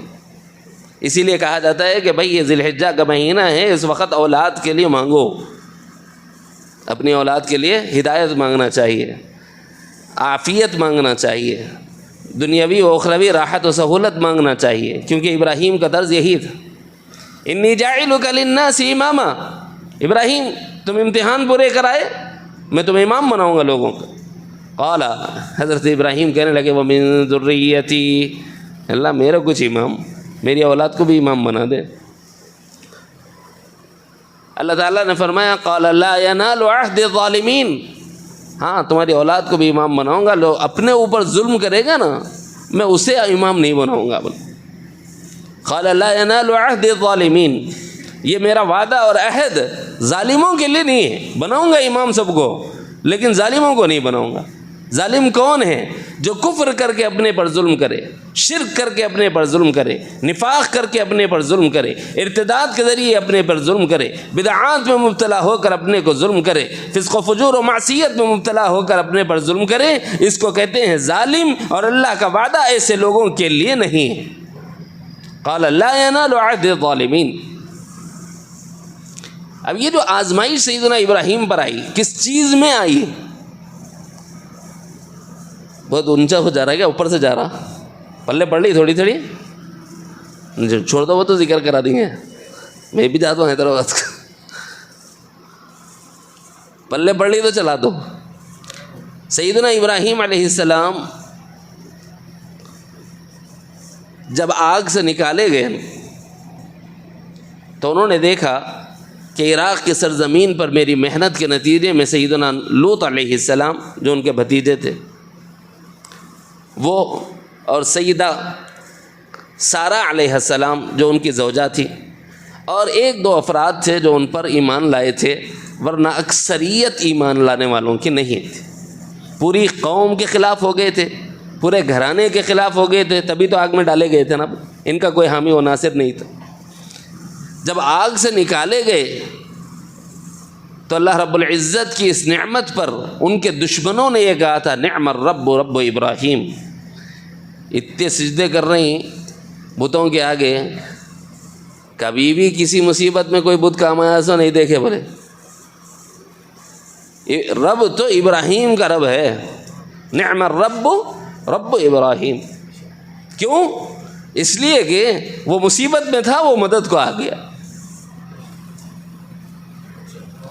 جب آگ سے نکلے نا تو دیکھا کہ میری توحید کو کوئی قبول نہیں کر رہا، تو اب زندگی کا کوئی بھروسہ نہیں رہا، عمر عزیز کی ایک بڑی عمر آپ کی ختم ہو گئی، تو آپ نے ہاتھ اٹھا کے دعا کی کہ اللہ کوئی تو میری تعلیم نبوت کا امین بنے، وارث بنے، رب حب لی من الصالحین، اللہ پاکیزہ اولاد عطا فرما دے جو میری نبوت کی امین ہو، میری رسالت کی امین ہو، میری تعلیمات کی امین ہو، رب حب لی من الصالحین۔ جو چیز سب سے پہلی آنکھ سے نکلنے کے بعد مانگی نا، اسی میں اللہ نے آزمائش رکھ دی۔ اچھا نکالا، میں مانگ رہے ہیں اولاد، جب یہی اولاد تمہارے پاس آ جائے گی نا تو تمہارے کو دیکھ لوں گا۔ یہ میں بول رہا ہوں، یہ جملے میرے ہیں، ادب کے نہیں ہیں، تھوڑا سا علمی بات اوپر سے جاتی ہے بول کے درمیان میں ایک ظرافت کا جملہ لگا دیا میں. سیدنا ابراہیم علیہ السلام حضرت اسماعیل علیہ السلام سے نوازے گئے. فلما بلغ معه السعی، جب تھوڑی تھوڑی کوشش کرنے لگ گئے تھے تو اللہ تعالیٰ نے فرمایا کہ اب حضرت ابراہیم کی توجہ ہاجرہ پر اور حضرت ابراہیم کی توجہ حضرت اسماعیل کی طرف. بچہ ہو گیا تو دیکھیں گے نا بھائی، کبھی لاڑ کریں گے، کبھی پیار کریں گے، کبھی چاہت کا اظہار کریں گے. انبیاء سے اللہ تعالیٰ نے جو آزمائشیں اور امتحانات لیے ہیں وہ ہمارے بس کا روگ ہی نہیں ہے، ہمارے بس میں ہے ہی نہیں. وہ سیدنا ابراہیم علیہ السلام کو اللہ تعالیٰ نے فرمایا کہ ابھی یہ بچہ ہے اور بچہ اس سے پیار زیادہ ہوتا ہے. ذرا دیکھ لو، جب بچہ 11 سال کا ہو جاتا نا، جب آپ کے چپل اس کو برابر آنے لگتے انہیں آپ کی سننے نہیں لگتا. اب وہ بچہ اپنے کو اتنا پسند نہیں رہتا، اور چھوٹا بچہ جو ابھی چھوٹا ہے انہیں زیادہ پسند ہوتا ہے. تو نہیں ہو، طبعی فطری خواہش ہوتی، چھوٹوں کی طرف توجہ زیادہ ہوتی. سیدنا ابراہیم کی توجہ اس طرف ہو گئی، جس کی وجہ سے خود حضرت سارہ نے کہا تھا کہ انہیں ذرا دور رکھ دیتے تو اچھا تھا. ادھر سے یہ تقاضا بھی آیا، ادھر سے اللہ تعالیٰ نے بھی منشا جان لیا کہ اب کیا کرنا ہے. چنانچہ انہیں حکم دیا گیا کہ آپ وادی غیر ذی زرع میں لے جا کر اپنی بیوی اور بچوں کو چھوڑ دیجیے. جب مکہ مکرمہ کی اس وادی میں لا کر حضرت اسماعیل کو چھوڑا گیا، ہاجرہ کو چھوڑا گیا علیہما السلام، تو اس وقت یہی تو دعا کی تھی نا، ربنا انی اسکنت من ذریتی بواد غیر ذی زرع عند بیتک المحرم. اے اللہ، اس غیر ذی زرع وادی میں نے اپنی اولاد کو یہاں چھوڑ دیا ہے. وہاں چھوڑنے کا حکم دیا گیا، وہیں رہنے لگے، بسنے لگے. ابھی تھوڑے ہی پاؤں چلنے لگے تھے، اللہ تعالیٰ نے فرمایا اب ذبح کر دو ان کو. بچے کو کون ذبح کرتا بھائی؟ تھوڑی دیر کے لیے قلب میں، اگر آپ کا بچہ میں مانگوں، ہم دیکھ رہے ہیں، ہمارا فزیکلی پریکٹیکلی یعنی تجربہ ہے ہمارا یہ. ہم گھروں کو جاتے ہیں، بھائی آپ کا بچہ دے دو ہمیں 3 سال کے لیے، 4 سال کے لیے، تاکہ ہم اسے حافظ بنا دیں. بولے اماں میرا بچہ، میں ہی نہیں دیتی باپ، انہیں یہیں عشریں. بولا نہ اماں راضی نہ باوا راضی. بعض اماں یہاں دل گھٹ کر کے لٹ جاؤں مول صاحب انہیں سدھر کو آیا تو بس سے بول کے بدل، لیکن بابا بولتا کاٹ دے تو میرے بچے کو کون لے آتے ہیں. ایسا ہے، ماں باپ کو اولاد سے محبت ہوتی ہے، لیکن بھائی تقاضا دین کا ہو تو آزمائے جاتے. سیدنا ابراہیم علیہ السلام کی محبت جب اس بچے کی طرف ہو گئی، اللہ تعالیٰ یہ دیکھنے کے لیے ابراہیم اب بھی مجھ سے وہی محبت کرتا ہے جو نار نمرود میں ڈالے جانے کے وقت کرتا تھا. محبت تقسیم ہو گئی اپنے بیٹے اور اللہ کے درمیان. فرمایا ذبح کرو ان کو. سیدنا اسماعیل کے پاس تشریف لائے اور آ کے عرض کرنے لگے یا بنی انی ارا فی المنام، میرے بچے میں نے خواب میں دیکھا ہے کہ انی اذبحک، تمہیں ذبح کر رہا ہوں. سیدنا اسماعیل نے کہا، جب ان سے پوچھا گیا فانظر ماذا ترى، تمہاری کیا رائے ہے اس دیکھنے کے بارے میں نے جو خواب دیکھا ہے اس کے بارے میں تمہاری کیا رائے؟ عجیب بات ارشاد فرمائی، یا ابت فعل ما تؤمر. عجیب نکات سمجھنا ہو، سیدنا ابراہیم علیہ السلام آل ابراہیم ہی ہے جن سے نکات سیکھے اور سمجھے جا سکتے. سیدنا اسماعیل کیا کہہ رہے ہیں؟ کہنا تو کیا چاہیے تھا، ابا جو آپ نے دیکھا وہ کریے. یہاں یہ نہیں کہا ما ترا، آپ نے جو دیکھا وہ کریے، یہ کہا ما تو عمر، آپ وہ کریے جو آپ کو حکم دیا گیا. کیا مطلب ہے؟ اسماعیل اس عمر میں یہ سمجھ رہے ہیں کہ ابراہیم اللہ کے خلیل ہیں، نبی وقت ہیں، یہ اللہ کے خلاف، اللہ کے حکم کے خلاف نہیں کرتے. اور انہوں نے خواب دیکھا ہے تو خواب نبی کا ہے، اور نبی کے خواب میں شیطان مداخلت نہیں کر سکتا، اور نبی کا خواب وحی الہی ہے، اور وحی الہی امر خدا ہے. افعل ما تؤمر، اس لیے کہا کہ اللہ نے آپ کو جو حکم دیا وہ آپ کر گزریے. اسی لیے کہنے والے نے کہا یہ فیضان نظر تھا کہ مکتب کے کرامت سے، یہ فیضان نظر تھا کہ مکتب کی کرامت تھی. سکھائے کس نے اسماعیل کو آداب فرزندی؟ باپ کے نام پر ایسے قربان ہوتے، بھائی باپ کی چاہت پر ایسے قربان ہوتے. ہمارے جیسے نہیں ہیں بابا سے لڑنے بیٹھ گئے. نہیں دوستو، جتنے نوجوان ہیں ان کے لیے سبق یہ ہے اپنے ماں باپ سے لڑائی جھگڑا نہیں کرو۔ ابراہیم باپ کو، جیسے ابراہیم کو اللہ تعالیٰ نے درجہ دیا باپ ہونے کا، تو اسماعیل نے بیٹے ہونے کا حق ادا کیا۔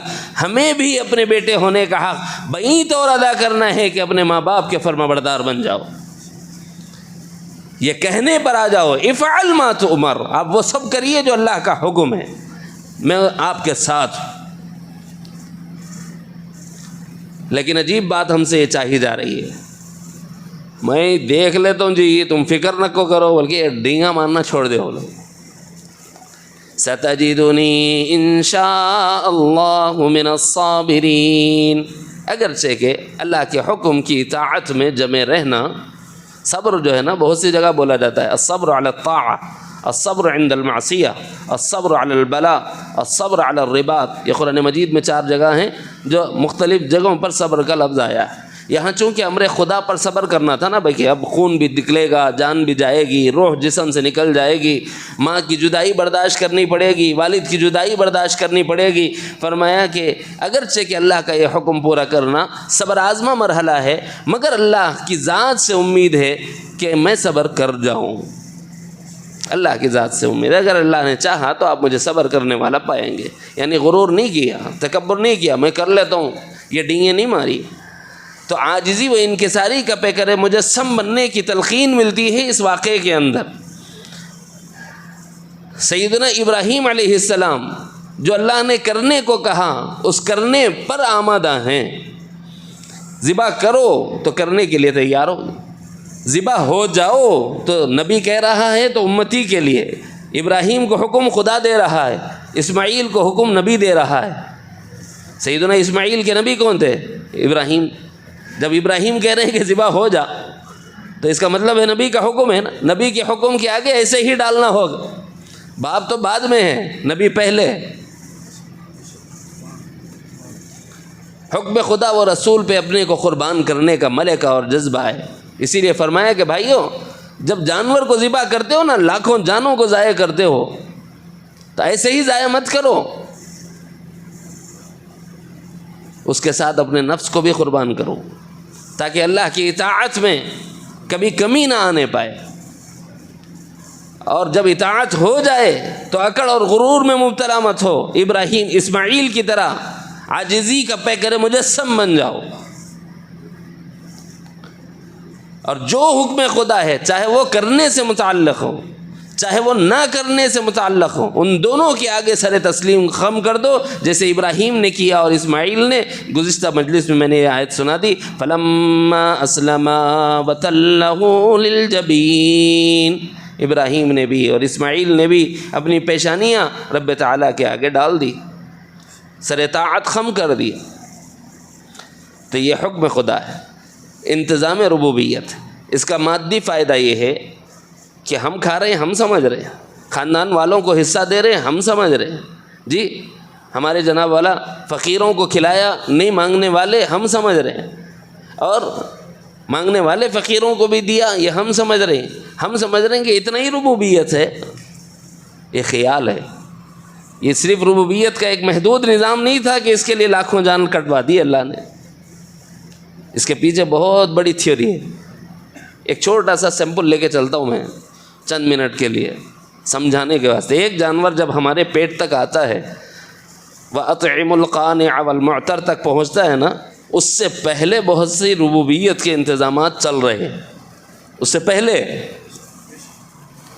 مثال کے طور پر میں ایک کسان ہوں، میرے گھر میں گائے ہے، اس نے بچڑا جنا، امید لگ جاتی ہے کہ صاحب یہ کب عمر کو پہنچے گا اور کب یہ قربانی کے قابل ہوگا، میں اس کو لے جا کر کے بیچوں گا تو میری بیٹی کی شادی کا کچھ انتظام ہوگا، جی یہ کب بڑا ہوگا، قربانی کے قابل ہوگا، میں اسے لے جا کر بیچوں گا تو یہ گھر کی چھت ٹپک رہی ہے، تھوڑا چھت درست کرا لوں گا، یہ کب بڑا ہوگا، قربانی کے قابل ہوگا، میں اسے بیچوں گا تو گھر میں بیمار ہیں ان کی دواؤں کا انتظام کروں گا، یہ کب بڑا ہوگا اور قربانی کے قابل ہوگا تاکہ میں اس کو بیچوں اور اس سے آنے والا فائدہ گھر میں کھانے کو کھانا نہیں ہے، میں اپنے گھر میں کچھ روزی روٹی کا بندوبست کروں گا۔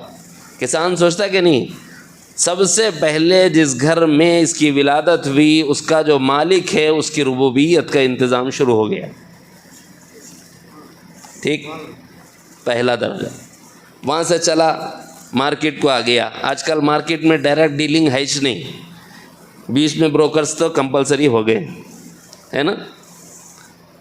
تو بروکرز کی ربوبیت کا انتظام اس سے، جس جگہ لے جا کر ٹھہرے گا کرایہ دینا پڑے گا کہ نہیں دینا پڑے گا؟ دینا پڑے گا. تو لے جانے کے لیے اگر گاڑی میں لے گیا تو گاڑی والا جو ڈرائیور ہے اس کی روزی کا انتظام، اور پیٹرول ڈلایا تو پیٹرول پمپ پر کام کرنے والے پورے ملازمین کے روزی روٹی کا انتظام، پیٹرول پمپ کے مالک کی روزی روٹی کا انتظام، گاڑی کسی اور کی ہے تو گاڑی کے مالک کی روزی روٹی کا انتظام. اس طرح یہ جس جگہ جاتا ہے وہاں پہنچنے کے بعد جس جگہ رکھا وہاں کرایہ دیتا ہے تو اس کا انتظام. اور کوئی بھی مارکیٹ خالی میں بیچنے نہیں دیتا، مارکیٹ والا بھی آپ سے فائدہ لیتا ہے، یہاں رکھ کے بیچے لہذا تھوڑا فائدہ دیو. جب اس کو فائدہ دے رہے ہیں آپ تو اس کی روزی روٹی کا انتظام. وہاں سے لے کر گھر لانا چاہتے ہیں جناب والا تو رسی کی ضرورت ہے، رسی کی جتنی فیکٹریاں ہیں اور کتنے ملازمین اس پر کام کر رہے ہیں ان کی روزی روٹی کا انتظام. اور جناب والا وہاں سے چلے گا آپ کے گھر آئے گا تو اسے بھوکا تو نہیں رکھا جائے گا، اسے ہری گھاس کھلانی ہے، اسے پیلی گھاس کھلانی ہے. پیلی گھاس کا مالک الگ، اس کی روزی کا انتظام، ہری گھاس کا مالک الگ، اس کی روزی کا انتظام. جس کھیت میں ہری گھاس اگی ہے اس کھیت کے مالک کی ربوبیت، اور جس کھیت میں پیلی گھاس اگی ہے اس کھیت کے مالک کی ربوبیت، اور وہاں سے لانے والوں کے گھرانوں کی پرورش اور ربوبیت اس کے پیچھے جڑی ہوئی اور لگی ہوئی ہے. یہ گھاس جب آپ کے پاس پہنچی، آپ گھر لائے اور جانور کو کھلایا، تب جا کر وہ جانور آپ کی قربانی کا انتظام. جب قصاب نے چمڑا نکال دیا مدرسے کو دے دیا گیا، مدرسے والوں کی ربوبیت کا انتظام. ہڈیاں الگ بک گئیں تو جتنے ہڈیاں خرید کر کھٹکے بنا رہے ہیں ان لوگوں کی ربوبیت کا انتظام، جتنے سینگ خرید کر کے کام لے رہے ہیں ان کی ربوبیت کا انتظام. اور جو چمڑا بکا ہے، چمڑا مارکیٹ میں جانے کے بعد میں جتنا لیدر کا ڈپارٹمنٹ ہے اس کے کتنے پروسیس ہے معلوم ہے؟ چمڑا داغا جاتا ہے ان کی ربوبیت کا انتظام، نمک لگایا جاتا ہے ان کی ربوبیت کا انتظام، صفائی کی جاتی ہے ان کی ربوبیت کا انتظام. پھر وہاں سے نکل کر مارکیٹ میں جاتا ہے، ڈیزائننگ میں وہ تبدیل ہوتا ہے اس کی حالت کے حساب سے. بیگ بنانا ہے ان لوگوں کی ربوبیت کا انتظام، بیگ مردوں کا بنانا ہے ان کی ربوبیت کا انتظام، بیلٹ بنانا ہے حیا کے واسطے. لوگ بولتے ہیں یہ چمڑا نہیں بیچنا، بولے ہم گو رکشک ہے تمہارے کرنے نہیں دیتے. میں بولتا ہوں جو جتنے رکشک بول رہے ہیں اتنے ہی بھکشک ہے، ان سے بڑے کوئی مجرم نہیں ہے اس دنیا میں. سمجھے ہی نہیں ہے قربانی کو. یہ لوگ قربانی کو جانور کو جان سے جانا ہے یہ سمجھائے، اس کے پیچھے کیا کبھی غور کیا آپ نے کہ اتنا انتظام ربوبیت ہے؟ کبھی غور کیا؟ یہ سب انتظام ربوبیت ہے. میں نے شروع یہاں سے کیا تھا. ہم یہ سمجھتے ہیں بظاہر کہ یہ ہمارے اور ہمارے خاندان اور ہمارے اقربا کے کھانے پینے میں آنے والی چیز ہے اور اس کے لیے ہم نے قربانی دی ہے. نا، یہ اللہ تعالیٰ کا نظام ربوبیت ہے. لکھوں کھا گھرانوں کی اللہ تعالیٰ معاش کی تکمیل کر رہا ہے اسے قربانی کے پیچھے. بظاہر یہ دکھ رہا ہے کہ آپ نے ایک جانور کاٹا ہے، بباطن یہ ہے کہ لاکھوں خاندان اس سے پل رہے ہیں. اب ذرا زیادہ کھا لیے، پیٹ میں درد ہو گیا، ڈاکٹر کہنے گئے، نہیں گئے تو اس کو دوا دیں گا نہیں انہیں، فیس لیں گا نہیں انہیں، تو اس کا گھر کیسا چلیں گا؟ اب ظاہر ہے کہ جب قربانی کی عید کا موقع ہوتا ہے تو تھوڑا زیادہ ہی کھا لیتے ہیں مسالے کی چیزیں. اب طبیعت بگڑی تو ڈاکٹر کہنے جائیں گے تو ڈاکٹر کی ربوبیت کا انتظام. بھائی یہ قربانی نہیں ہے، انتظام ربوبیت ہے. خدا کی قسم اللہ کی حکمت جان ہی نہیں سکتا کوئی. کتنے گھرانوں کو اللہ پال رہا ہے. اب سوچو اتنا نظام بہتر ہے یا ایک اسکول کھولنا بہتر ہے؟ ہاں، جو عقل کے کچے، دم چھلے، علم سے نابلد اور اللہ کی نظام ربوبیت کو نہیں سمجھنے والے بے وقوف جاہل ہوتے ہیں، وہ اللہ کے حکم میں شک کرتے. ورنہ تو مومن وہ ہوتا ہے، وہ اسماعیل کی طرح تیار ہوتا ہے. اللہ تعالیٰ ہمیں یہ کہہ رہے ہیں کہ میرے بندو دیکھو اس دنیا کے اندر ایک انتظام ہے. میں نے جھاڑ بنائے، یہ جھاڑ وہ ہے جو کسی اپنے بڑے کے آگے جھک جاتا ہے، یعنی اسے حیوان کھا لیتا ہے۔ کیا کبھی کسی جھاڑ نے احتجاج کیا آج کے بعد ہمیں نہیں کھا سکتے، ہمارا احتجاج ہے، ہم پروٹیسٹ میں ہیں؟ کیا بھائی کسی جھاڑ نے کبھی احتجاج کیا؟ نہیں کیا، جھاڑ قربان ہو گیا جانور پر۔ ایسے ہی جانور قربان ہو جاتا ہے انسان پر، جانور قربان ہو جاتا ہے انسان پر، اور احتجاج نہیں کر سکتا وہ، کٹنا ہی کٹنا ہے، عزت سے کٹ گیا تو ٹھیک ہے، نہیں تو ڈنڈے مار کے پھر اس کو لاتے پھر وہیں پر کاٹتے۔ ایک دوسری چیز سمجھا رہا ہوں، نباتات احتجاج کا حق نہیں رکھتے، ان سے بڑا طاقتور جو ہے وہ انہیں کھاتا ہے۔ نباتات سے بڑا جانور اور جانور سے بڑا صفات میں انسان ہے۔ اللہ تعالیٰ نے اس کی خوراک بنایا جانور کو، اب یہ اس کو برتتا ہے، اس کو استعمال کرتا ہے، جانور کو انسان کھا جاتا ہے۔ جیسے جانور نے احتجاج نہیں کیا، اپنے آپ کو اپنے مالک کے حوالے کر دیا، یعنی آپ خرید لیے تو آپ مالک ہو گئے نا بھائی، آپ اس کے مالک ہیں، تو جو آپ کی مملوکہ چیز ہے وہ آپ پر قربان ہو گئی۔ یہ سبق ہے اس بات کا کہ تمہارا بھی کوئی مالک ہے، تم بھی تو اس پر قربان ہو جاؤ۔ کون ہے ہمارا مالک؟ رب العالمین ہے، وہ ہم سے یہ چاہتا ہے کہ ہم قربان ہو جائیں۔ مولا کہاں ہو؟ آؤ فلسطین کو، جہاد میں آ جاؤ، مجھے تمہاری جانیں چاہیے۔ جانیں کیسے دیں گے؟ عادت ہی نہیں ہے۔ اس واسطے کیا ہوتا ہے جب ذبح ہوتے رہتے نا، عورتوں کو بولتے ہیں آنکھاں بند کرو، آنکھاں بند کرو، بولے دیکھنا نہیں، بولے بعض عورتیں رہتے ہیں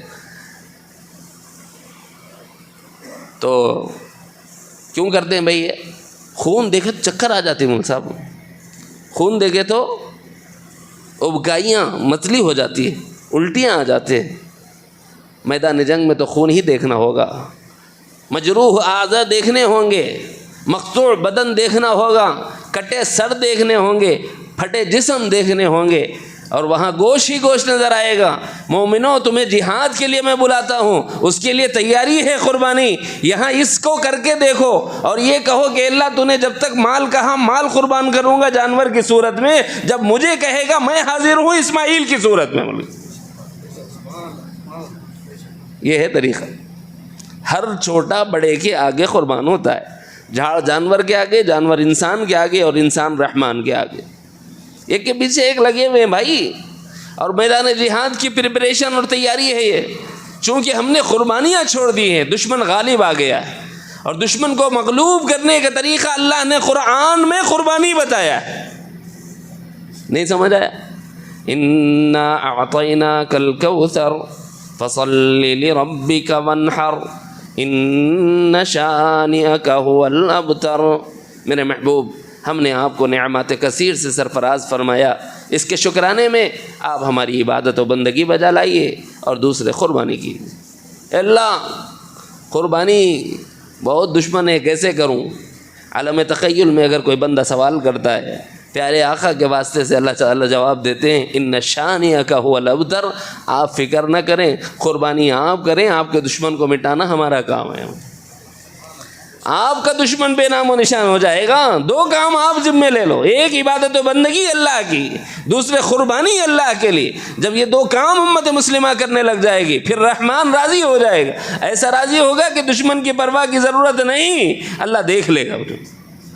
اس کو کیا ضرورت ہے؟ ایک ہوا کو بولا چل، بولے تو پورے نکل جاتے بس اس سے۔ ایک آندھی آئے، ایک طوفان آئے، اور اللہ کے جتنے دشمن ہیں انہیں نیست و نابود کر دے، تو یہ کوئی بعید نہیں ہے اللہ کی قدرت سے۔ ہم سے کیا تقاضا ہے؟ قربانی کا۔ مصطفیٰ کریم نے قربانیاں دی، اپنی زندگی میں قربانی دیتے رہے، یہاں تک کہ حجۃ الوداع کا موقع ہے، سید عالم جناب محمد الرسول اللہ صلی اللہ علیہ وسلم نے جانتے ہو کتنی قربانیاں کی؟ 100 اونٹ قربان کیے۔ اور عجیب ایک جانور ذبح کرنے میں آدمی تھک جاتا ہے یار، وہ بھی اونٹ۔ سید عالم نے 63 اونٹ اپنے دست مبارک سے ذبح کیے۔ پھر سیدنا علی المرتضیٰ سے فرمایا کہ علی بقیہ آپ کر لیجیے۔ 63 اونٹ ہی آپ نے کیوں کیے؟ اس میں ایک سبق ہے بھائیو، اگر کوئی بندہ یہ چاہتا ہے کہ میری عمر کی ہر سال کی قربانی دے سکتا ہوں، اللہ نے مال دیا ہے تو ہر سال کی دے سکتا ہے، یہ مصطفیٰ کی سنت ہے۔ 63 آپ صلی اللہ علیہ وسلم کی عمر مبارک ہے 63 سال، اور آپ نے 63 اونٹ ذبح فرمائے اپنی عمر کے ہر سال کے بدلے میں۔ اور اگر کوئی اتنا مالدار ہو اللہ کی خوشنودی کی خاطر نبی رحمت صلی اللہ علیہ وسلم کے اس طریقے کو اختیار کرنا چاہے تو اس پر واجب تو نہیں ہے لیکن نفل ہے اور ہو جائے گی۔ ایک اور طریقہ ہے، زیادہ نیکیاں کمانے کا طریقہ بتاؤں؟ خرچے کا نکو بولو انسا بول کے بولتے ہیں بولو۔ ہاں،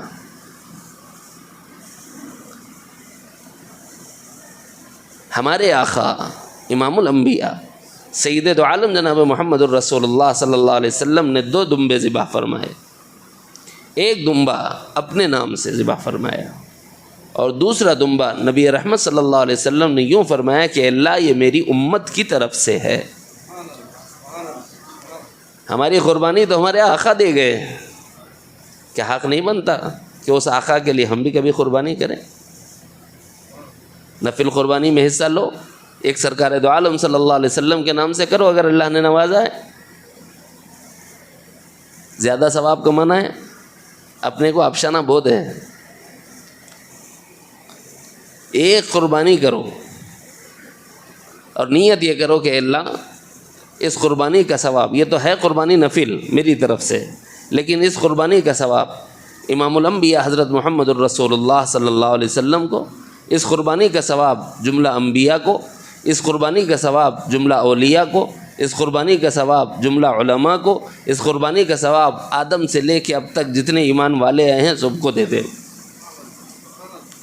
ہر بندے کے بدلے میں بھی ایک نیکی مل گئی نا تو اپنا میزان کتنا بھاری ہو جائے گا۔ 3,500-4,000 روپے، 4,000 روپے شاید فی حصہ آج کل چل رہا ہے۔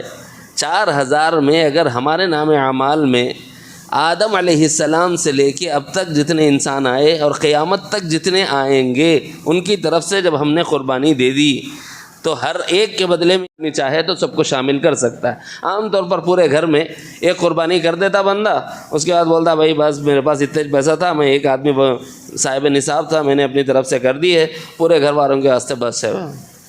اللہ میں قیامت کے دن اگر بولے یہ پل صراط ہے بیٹا اس پہ سے جانا ہے، تم ایک کام کرو، وہ ایک قربانی تم کرے تھے نا اس پہ تمہارا پورا خاندان بیٹھ کے اوپر جاؤ گے، کیا بھائی جا سکتے ہیں؟ اللہ میں ابھی اللہ ہیں بھائی، ان کو کوئی دھوکہ تھوڑی دے سکتے۔ پورے ایک قربانی پہ ایک جانور پر جیسے سواری نہیں کر سکتے، ایسے ہی ایک قربانی پورے گھر والوں کے لیے کافی نہیں ہوتی۔ ہر صاحب نصاب کی قربانی علیحدہ اور جدا ہے۔